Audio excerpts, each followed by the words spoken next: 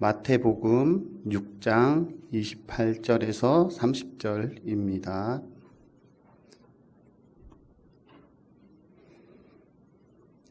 다 찾은 줄 믿고 제가 봉독하겠습니다. 또 너희가 어찌 의복을 위하여 염려하느냐? 들의 백합화가 어떻게 자라나는가 생각하여 보라. 수고도 아니하고 길쌈도 아니하느니라. 그러나 내가 너희에게 말하노니 솔로몬의 모든 영광으로도 입은 것이 이 꽃 하나만 갖지 못하였느니라. 오늘 있다가 내일 아궁이에 던져지는 들풀도 하나님이 이렇게 입히시거든 하물며 너희일까 보냐. 믿음이 작은 자들아. 아멘. 감사합니다. 제가 그 조그만 교회 다니면서 설교하고 그래서 원통 교회가 이렇게 큰지 몰랐습니다. 그리고 정말 제가 한 몇 년 만에 오후 예배에 이렇게 많은 인원이 참석한 예배는 처음입니다. 또 놀란 것은 교회학교 교사들이 이렇게 많은 것은 또 처음입니다. 제가 놀라는 게 참 많습니다. 제가 요즘 강원도 영월 아주 산골짜기에 거주하고 있습니다. 1리, 2리, 3리, 또 옆에 1리, 2리, 3리, 6길이가 있는데 그 6길이 전체에 음식점이라고는 딱 하나밖에 없는, 슈퍼도 없는 아주 산골짜기입니다. 정말 딱 들어가 있으면 바람소리, 물소리, 새소리밖에 안 들리는 정말 고요하고 아주 산골짜기입니다. 근데 제가 놀란 게 그 산골짜기에 캠핑장이 3개나 있어요. 그 계곡에만. 크지도 않은데 아마 이 원통 여기다 아마 캠핑장이 많을 거예요. 근데 그 3개 중에 2개는 그래도 조금 시설이 돼 있어요. 그리고 제가 있는 곳이랑 가장 가까운 곳은 시설이 아예 없어요. 그냥 텐트만 칠 수 있는 평평한 건 몇 개만 있는, 그리고 야외 화장실만 있는. 그런데 그런 것도 텐트가 꽉꽉 차더라고요. 비성수기 때도, 심지어 추운 겨울 12월, 1월 이런 때도 와가지고 캠핑을 하는 사람들이 있어요. 제가 너무 놀라가지고 물어봤습니다. 아니, 어떻게 이렇게 열악한 곳에 와서 캠핑을 할 수 있느냐? 그랬더니 서울에서 아스팔트 문화에, 시멘트 문화에 지치고 지쳤는데 정말 열악한 이곳에 와서 불멍, 물멍, 숨멍, 별멍 하면 몸과 마음이 치유가 된대요. 깜짝 놀랐습니다. 여러분, 불멍, 물멍, 숨멍, 별멍, 이게 뭐냐면 멍때림. 이것이 우리 기독교 전통에서 말하는 묵상의 최고 단계가 멍때림입니다. 생각하지 않음. 다른 말로 관상이라 그러지요. 아무것도 생각하지 않고 고요히 있는 것. 이거를 이분들이 하더라고요. 놀랬습니다. 그런데 가끔 아이들의 목소리가 들려요. 그 맑은 목소리, 그 계곡에 퍼져나가요. 제가 아이들과 더불어서 부모들이 또 부부가 또는 개인적으로 와서 이렇게 캠핑하는 것을 보면서 20년 전에 제 기억을 떠올렸습니다. 그 가기 전에 제가 멍때림이라고 그랬잖아요. 그래서 그분들 한번 자세히 관찰해 봤습니다. 그랬더니 정말 텐트 쳐놓고 그 의자에 앉아가지고 멍하게 이렇게 바라보고 있어요. 멍하게. 그러면서 이분들이야말로 어쩌면 풀꽃, 꽃, 들풀 이야기로 굉장히 유명한 나태주 시인의 풀꽃이라는 시를 아마 공감하는 사람들이 아닐까 이렇게 말하죠. 자세히 자세히 보아야 예쁘다. 또 오래 보아야 사랑스럽다. 너도 그렇다. 물을 바라보면서, 물속에 있는 돌멩이를 바라보면서, 나무를 바라보면서 그렇게 자세히 보고 오래 보는, 그리고 멍 때리는 이러한 모습을 보면서 왜 그 수많은 텐트가 들어오고 캠핑이 들어오고 사람들이 와도 아무 소리도 들리지 않고 조용한지 알 수가 있었습니다. 누구 하나 소리를 잘 내지 않더라고요. 20년 전에 제가 한 그곳에서 8km 정도 떨어진 곳에 목회를 하고 있었습니다. 화전민촌이었어요. 그래서 집이 여기 원통만 해도 이렇게 모여 있잖아요. 거기는 한 채 또는 두세 채씩 뚝뚝 떨어져 있습니다. 그리고 산 중턱에 집이 많습니다. 산 중턱에 있다? 뭔가 오지 않습니까? 원통에 사시는 분들은 아마 다 생각하실 거예요. 전망이 좋지요. 요즘 전망이 좋으면 어떤 사람들이 들어옵니까? 서울에서 그 집을 사가지고, 그 땅을 사가지고 전원주택 들어오죠. 그래서 20년 전에 들어갔을 때 원주민은 소수고 3분의 2가 전원주택을 짓고 들어오신 분이었습니다. 제가 몇 주 전에 그 교회를 처음 가봤습니다. 그래서 물어봤더니 제가 있을 때는 한 40호 정도가 됐는데 지금 120호. 놀랬습니다. 시골인데 인구가 줄지 않고 3배나 더 많이 늘어나는 그런 지역이었어요. 놀랐습니다. 아마 원통도 저는 그러지 않을까 생각을 합니다. 앞으로. 그래서 제가 그 목회할 때 전원주택 짓고 들어온 사람들이 많기 때문에 이 교회는 시골 스타일로 목회하면 안 되고 도회지 스타일로 목회를 해야 됩니다. 설교도 시골 스타일로 설교하면 안 되고 서울에서 목회하는 것처럼, 서울에서 설교하는 것처럼 그렇게 설교해야 됩니다.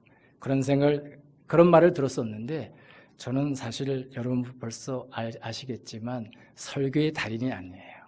그냥 온 걸 보고 읽는 그런 수준이어가지고 또 설교가 굉장히 딱딱하고 어려워요. 저는 설교 잘하는 사람들 보면 참 부럽습니다. 어떻게 말을 저렇게 쉽게 원고도 안 보고 저렇게 어떻게 편하게 설교를 할까 참 많이 부러워하는데 그 정도에서 저는 이렇게 신경 쓰지는 않았습니다. 제가 그 교회 갈 때 그 교인들이 목사님은 들어오라고 말할 수 있지만 가족은 들어오라고 말할 수가 없습니다. 왜? 학교가 없었어요. 들어갔더니 그 마을에 아이라고는 초등학교 고학년 다니는 남자애가 딱 한 명 있었습니다. 근데 학교를 안 나가요. 마음에 들면 나가고 마음에 안 들면 안 나가고. 그 학교에서 버스가 들어오는데 그 다음에 옆 동네가 있어요. 옆 동네라 그러면 아마 원통리는 지금 어떨지 모르겠는데 제가 있던 동네는 옆 동네 그러면 그게 교회를 가면 안 되는 거예요. 교회를 나간다면 우리 동네 교회를 나가야지. 어떻게 옆 동네 교회를 나가? 그런 입장이었었는데 옆 동네에 남매가 2명 딱 있었습니다. 서울에서 저는 주택 짓고 내려온 그런 집이었습니다. 그러니까 1, 2, 1이 다 합쳐서 아이가 3명 있었어요. 제가 또 시골로 가니까 제가 가르쳤던 학생 중 한 명이 제가 시골 가서 무료로 좀 봉사하고 싶습니다. 오라고. 그래서 그 전사님한테 교회 학교 예배 드리지 말라고. 전통적으로 드리는 예배를 드리지 말고 그 3명 데리고 또 우리 아이 2명 데리고 그냥 계곡에서 놀으라고. 산에 올라가서 나무를 뜯으라고.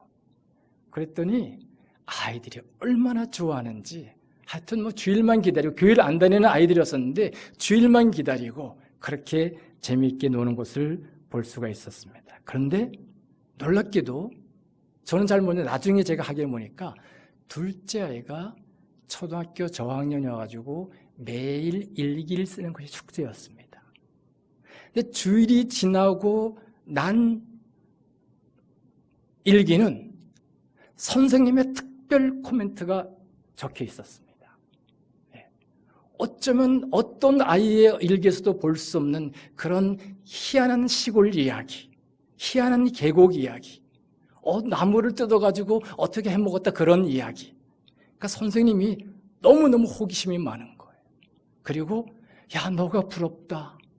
그런 커뮤니티가 달리는 것을 보면서 아이들에게 무언가 영향을 남기고 있구나 하는 것을 볼 수가 있었습니다. 그런데 아이들만이 아니었습니다. 제가 아까 말씀드렸잖아요. 저는 주택 짓고 들어오신 분들이 들어오다가 점점점 저는 아무 일도 못했습니다. 저는 주중에는 학교에서 가르치고 주말에만 간신히 내려가서 목회를 했기 때문에 전도도 하나도 못했습니다. 그런데 교인들이 늘어요. 전원주택을 짓고 들어오신 분들 중에서 교회를 다니시는 분들 그냥 자동적으로 나오는 거예요. 자동적으로. 그런데 이분들만 나오나요? 전원주택 짓고 내려가니까 친지들이 방문 옵니다. 친구들이 옵니다. 그런 사람들이 와요. 그런 사람들이 주일날 오는 거예요. 그러니까 5명이 왔었는데 20명, 어떨 때는 40명 예배가 인원이 되는 거예요.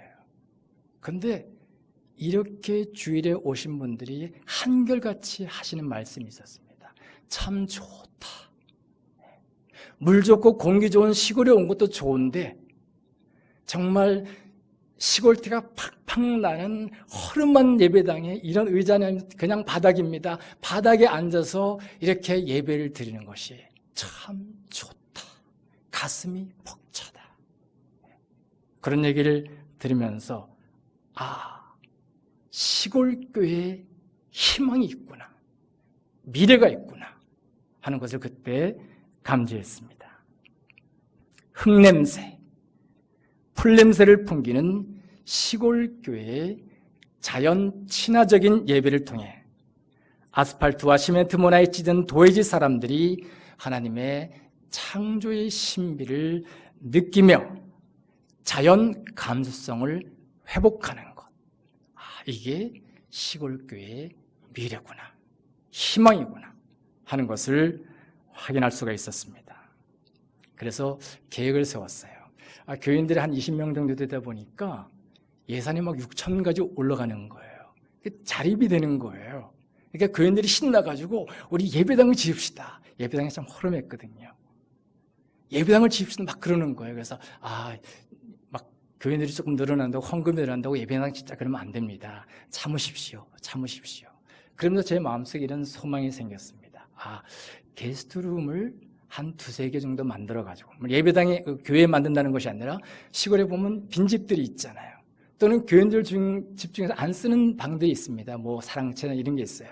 그런 것들을 잘 수리해가지고 좀 주중에 도회지에 찌든 사람들이 와가지고 머물면서 멍때림을 하고 주일에는 같이 예배드리면서 영적으로 서로 교통하고 교제하는 그런 것을 좀 했으면 좋겠다 하는 생각을 했었습니다. 그래서 이런 걸 하려면은 저처럼 주일에만 와서 설교하는 목사 말고 상주하는 목사가 있어야 되겠다 해가지고 제가 상주하시는 목사님을 모시십시오 하고 제가 이제 6년 반, 7년 정도 있다가 교회를 떠났습니다.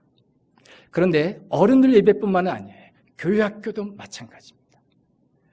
도회지에서는 할 수 없고 시골에서 경험할 수 있는 그러한 것들로 교육 활동을 잘 구성하여서 자연 감수성을 몸에 배게 하는 것. 특별히 여름 성경학교를 그렇게 계획하여 도회지 아이들이 시골 교회로 내려와. 중요합니다. 서울에 있는 아이들이 원통교회로 오는 거예요. 뭘 하기 위해서? 여름 성경학교를 하기 위해서. 내려와서 여름 성경학교를 하면서 가공되지 않은 있는 그대로의 자연의 신비와 또 두려움, 경외 이것을 대면하게 하는 것. 이게 앞으로 시골교회의 교회학교가 가야 될 길이 아닌가 하는 생각을 하게 되었습니다. 이런 교육을 위해서는 사실 시골에 있는 교인들 그리고 시골에 있는 아이들이 먼저 자연과 가공되지 않은 원시적인 자연과 깊은 대화를 하며 하나님의 숨결을 느끼는 영적 감수성을 먼저 함양해야 되겠죠. 이제 이런 게 있습니다. 저도 시골에서 자랐지만 시골에서 자랐다고 해서 다 자연 감수성을 가지는 것이 아닙니다. 요즘은 특별히 더 시골에서 나고 자랐지만 도회지 문화를 흉내내며 따라가는 아이들이 많습니다. 제가 오다 보니까 원통은 이게 시골인지 도회지인지 잘 모르겠어요. 두 개가 좀 같이 섞여 있는 곳이 아닌가 그런 생각이 좀 들었습니다. 특별히 요즘 컴퓨터의 보급과 인터넷의 전국화로 시골에 살면서도 자연을 모른 채 자라가는 아이들은 더욱 많아졌습니다. 이런 서글픈 현실을 예수님의 비유로 표현할 수 있는데 세례 요한을 알지 못하는 사람들을 빗대어서 예수님께서 이렇게 말씀하셨죠. 우리가 피리를 불어도 너희는 춤추지 아니하고 우리가 애곡을 하여도 너희는 울지 않는구나. 시골에 살지만 어른 아이 할 것 없이 바람 소리가 날 때 들풀과 함께 춤을 추지 못하고 하늘이 통곡하며 눈물을 흘릴 때 일그러진 자연의 모습에 마음이 동하지 않는 사람들이 많아진 것 사실입니다. 달을 보며 방아를 찧는 토끼를 보려는 동심도 많이 사그라졌습니다. 서울 소녀와 시골 소년의 설레는 만남을 가능하게 했던 시냇가의 징검다리도 이전만큼 동화적인 상상력을 고무시키지 못하고 있습니다. 그만큼 지금의 시골 생활, 시골의 교육 현실은 자연과 더불어 사는 시골의 삶을 갉아먹었습니다. 자연에 대한 감수성을 잃어버릴 때 나타나는 가장 슬픈 것 중에 하나는 바로 창조성, 창의력이 사라지는 것입니다. 우리는 요즘 아이들에게 책을 많이 읽으라고 권합니다. 그런 책 읽음을 통해 가지고 아이들이 아는 게 많아지죠. 이런 삶이 아이들을 똑똑하게 만듭니다. 어쩌면 지금의 교육은 그것이 학교 교육이든 원통에는 사교육이 있는지 모르겠지만 사교육이든 이런 삶의 축적에 지나치게 편중되어 있지 않나 하는 생각을 합니다. 그런데 이런 삶을 읽음을 통해서 알게 된 이런 삶을 창조적으로 사용할 수 있기 위해서는 자연을 함께 읽으며 동화적이고 신화적인 상상력을 키워야 합니다. 매우 중요합니다. 그냥 책만 많이 읽는다고 이 아이가 똑똑하게 되는 게 아니에요. 요즘 똑똑함은 많이 아는 게 아니죠. 하나를 알더라도 둘을 알더라도 그것을 어떻게 표현해내느냐가 요즘은 실력입니다. 굉장히 중요합니다. 그런 실력을 배양하려면 자연을 함께 읽으며 동화적이며 신화적인 상상력을 키워야 합니다. 어린 시절에 이런 자연 감수성을 몸에 익힌 사람일수록 창의성이 요구되는 그런 직장, 문학이라든지 예술이라든지 심지어 요즘은 과학에도 이런 자연 감수성이 있는 그러한 사람들이 요구된다고 하죠. 지식을 축적하는 책 읽기, 또 창의성을 높여주는 자연 읽기에 세 번째로 마음 읽기가 더해져야 책임감 있는 지성인이 됩니다. 이 마음 읽기가 없어가지고 사실 저를 비롯해 우리 목회자들 또 교회 지도자들 참 많은 문제를 일으킵니다. 어릴 적 일기를 꾸준히 쓰며 자기를 돌아보는 것을 습관화시킨 사람은 자신이 습득한 지식을 더 책임적으로 사용할 수 있는 마음가짐을 가질 수 있습니다. 요즘 우리 TV 틀어보면은 책임지는 정치인이 없어요. 뭐든 나는 책임이 없어요.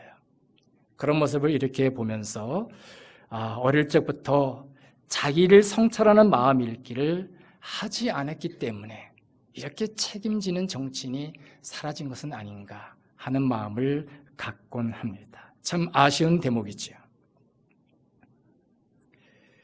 예수님의 가르침을 자세히 살펴보면 어린 시절부터 율법 읽기, 자연 읽기, 마음 읽기가 조화롭게 진행되지 않았나 하는 생각을 하게 됩니다. 율법 읽기를 진지하게 했기 때문에 이런 말씀을 하시죠. 너희가 이렇게 들었으나 그러나 나는 이렇게 말한다. 이거는 아무나 할 수 있는 그런 말씀이 아닙니다. 그만큼 율법을 진지하게, 꼼꼼하게, 세심하게 읽었기 때문에 그렇게 말씀할 수 있는 것이죠. 또 마음 읽기는 예수님의 첫 번째 선포가 뭐였죠? 회개하라. 이게 마음 읽기를 그만큼 했기 때문에 나올 수 있는 것입니다. 또 마태복음 23장 가면은 속은 시커멀면서, 속은 더러우면서 겉만 번지르르한 외식하는 서기관과 바리새인들을 향한 질책이 나오죠. 그만큼 마음 읽기를 했기 때문에 나올 수 있는 말씀입니다.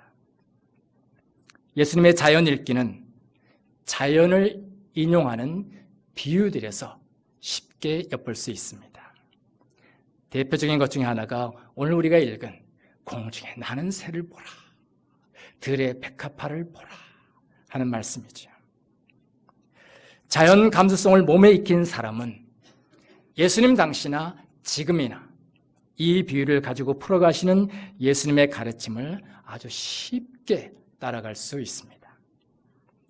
그런데도 제가 이 비유를 보면서 아주 놀라는 것은 한 줄기 싹이 착 나오고 그 다음에 그것이 겹겹이 갈래를 펼치며 솟아오르는 것을 옷을 입는 것으로 표현하는 이런 문학적인 상상력, 야, 예수님도 시인이었나 하는 느낌이 들곤 합니다.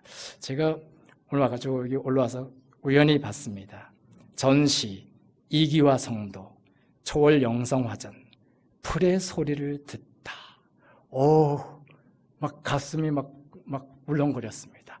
풀의 소리를 듣다. 이분이 어떤 분인가 막 만나고 싶어요. 다스리다. 제가 이걸 딱 보면서 이런 생각이 들었습니다. 원통 장로교회 모든 교회학교 학생들이 이 전시에 가서 봤으면 좋겠다. 아니면 이 화가를 모시고 이 화가가 그 전시한 작품을 그린 그 장소를 모든 교회학교 어린이들이 가고 그리고 화가가 직접 설명해 주면 참 좋겠다. 야, 이거야말로 정말 원통 장로교회가 할 수 있는 교육이 아닐까. 그런 생각이 잠깐 들었습니다. 굉장히 문학적이지 않아요? 풀의 소리를 듣다. 예수님도 그런 말씀이죠. 그런데 저는 이 들풀을 보면 두 가지 생각이 들어요. 하나는 긍정적인 면이고 하나는 부정적인 면이에요. 제가 목회했던 장소에 두 가정이 아주 이렇게 옆에 붙어 있었습니다. 둘 다 전원주택을 짓고 내려오신 분이에요. 한 가정은 선생님을 하시다가 부부가 선생님을 하시다가 명퇴를 하시고 내려오셨고 한 가정은 화가예요. 선생님 과정을 하신 분이 먼저 내려왔는데 이분이 이제 농사를 참 잘 지었어요. 그 원래 사시던 원주민들보다 더 잘 진다고 할 정도로 아주 깔끔하게 농사를 집니다. 근데 이 화가 되시는 분은 집을 한 100평 정도뿐이 안 돼요. 아주 작아요. 그러니까 텃밭을 해도 할 공간이 없는 거예요. 그런데 거기 길이 나면서 짜투리 땅이 조금 남아 있었습니다. 그게 남의 땅이었어요. 근데 이 선생님 가정이 그 남의 땅인데 거기를 이제 붙이고 있었죠. 그래서 이 화가 되신 분이 그 땅 우리 집 앞 붙어 있는데 내가 좀 경작할 수 있을까요? 그러니까 이분이 하시라고 넘겨줬습니다. 근데 몇 달 안 가서 그 땅 때문에 두 집이 긴장이 생겼습니다. 넘겨준 사람은 그 땅에 풀을 베고 뭔가 심고 좀 깔끔하게 하지 왜 이렇게 풀이 무성하게 놔두느냐 하고 불만을 품은 거예요.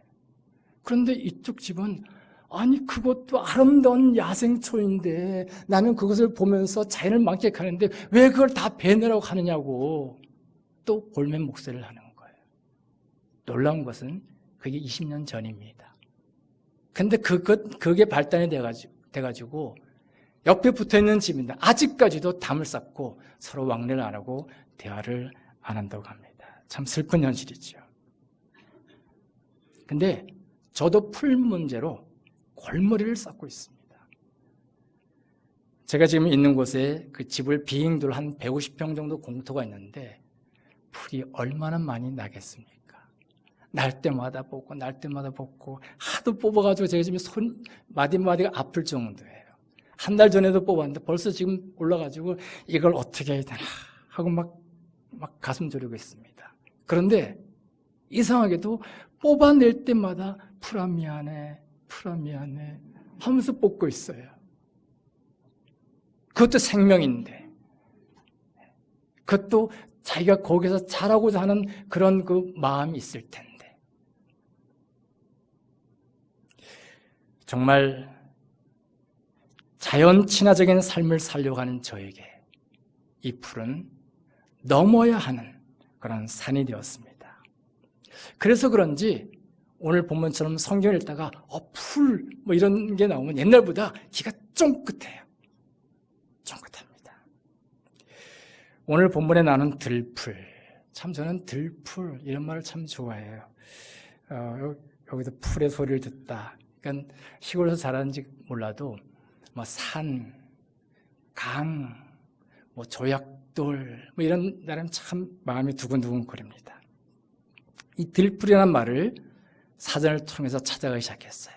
그래, 여기 들풀이 나오는데 이 성경에서는 이게 어떻게 사용될까 쭉 찾아가다 보니까 많이 나오는 말이 아니에요, 성경에서. 그런데 아주 놀라는 것에 제가 다다랐습니다. 바로 오병이어의 기적이 일어나는 장소입니다. 오병이어의 기적이 예수님의 생애에서 얼마나 중요했으면 마태, 마가, 누가, 요한 사복음서에 다 기록되어 있어요.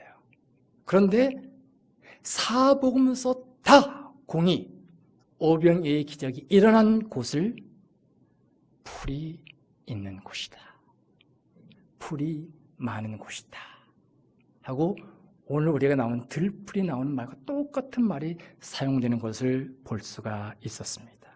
근데 오늘 우리 본문을 자세히 보십시오. 야, 너 먹고 마시는 거 걱정하지 마, 입을 거 걱정하지 마 라고 하면서 공중의 새와 들풀을 예로 들었거든요. 근데 조금 지나가면 예수님의 제자들이 먹을 것 가지고 걱정해요. 이렇게 많은데 예수님은 어떻게 먹여요? 걱정합니다. 근심합니다. 그러니까 예수님께서 왜 그렇게 근심하니? 하면서 그 풀이 많았던 풀을 예로 들면서 먹고 마시고 입을 거 걱정하지 말라고 하셨던 그곳에서 보리떡 5개와 물고기 2마리로 5,000명을 먹이십니다. 그래서 제가 마태복음 6장과 오병이어의 기적에 나오는 이 들풀이야말로 예수님의 하나님의 계시를 읽는 어떤 특별한 사인이구나 하는 생각을 하게 되었습니다. 아까 제가 말씀드렸잖아요. 자연이란 책, 또 마음이라는 책, 그리고 성경이라는 책, 이런 얘기 있었었는데 이런 자연이라는 책에 기록된 하나님의 계시를 아는 사인, 그런 것들 중에 들풀도 속한다는 것, 그냥 우리 무심코 지나가던 그런 들풀도 속한다는 것, 굉장히 중요하지 않나 생각이 듭니다. 이제 설교 초입부에 언급한 하도로 다시 돌아갑니다. 30대에서 50대, 제가 캠핑 오는 사람들 유심히 살펴봤어요. 그랬더니 보통 30대, 40대, 50대로 이루어져 있었습니다. 깊은 골짜기를 찾아 물멍을 하고 순멍을 하고 별명을 하는 이들이 있다고 했죠. 이런 것을 통해 아스팔트 모나에 찌든 자신들의 마음과 몸이 힐링된다고 생각하고, 그리고 그런 부모를 따라서 아이들이 오고 있었습니다. 그리고 이런 캠핑 문화가 시골 교회가 나아갈 수 있는 미래지향적인 길을 보여주고 있다 하는 생각을 하게 되었습니다. 요즘 서울 가면은 30, 40대가 안 나온다 그래요. 그래서 제가 그런 얘기합니다. 캠핑장에 가라. 거기 있다. 다시 말해, 당신들의 교회를 캠핑장으로 옮기십시오. 가능할까요? 저는 이제 교회가 그 정도까지 나가야 된다고 생각합니다. 바로 자연이란 책을 깊이 읽으며 자연 감성을 더욱 체화하여 도의지 사람들에게 힘과 치유를 제공하는 그런 미션, 그런 어떤 소명이 온통 장로교회와 같은 이런 시골교회에 있구나 하는 생각을 하게 되었습니다. 자연 감수성을 체득하는 일에 있어서는 도의지 교회가 중심에 설 수 없습니다. 도의지 교회를 중심으로 만들어내는 멋진 이름을 가진 생태 영성도 책상 앞에서 고안해낸 아스팔트 문화의 산물일 뿐입니다. 그것은 자연 친화적인 영성의 옷을 입었으나 실은 자연이라는 책을 읽는 것을 막고 자신들이 조합해놓은 문자의 늪으로 교회를 몰아붙이는 독소일 수 있습니다. 자연이라는 책에서 하나님의 계시를 읽는 자연 감수성은 논두렁길을 걸으며 들판을 가로지르며 내를 건너 계곡을 오르며 나무숲을 헤쳐 지나가며 몸으로 익혀야 하는 것입니다. 새소리, 물소리, 바람소리를 직접 들으며 하늘의 소리와 땅의 소리를 구분하는 법을 배우며 익히는 것입니다. 이런 자연 감수성을 익힌 자들은 들풀을 보고 아마 여기 이기아 성도님은 그 들풀을 보고 그것을 그림으로 그렸는데 이런 감수성을 가진 사람은 또 이런 시를 지을 수도 있을 것 같습니다. 사람들이 하는 일을 하지 않으려고 풀이 되어 엎드렸다. 풀이 되니까 하늘은 하늘대로, 바람은 바람대로, 햇살은 햇살대로 내 몸속으로 들어와 풀이 되었다. 와, 기막히지 않습니까? 나는 어젯밤 또 풀을 낳았다. 제가 이 시를 읽으면서 중세의 성 프란치스코가 생각이 났습니다.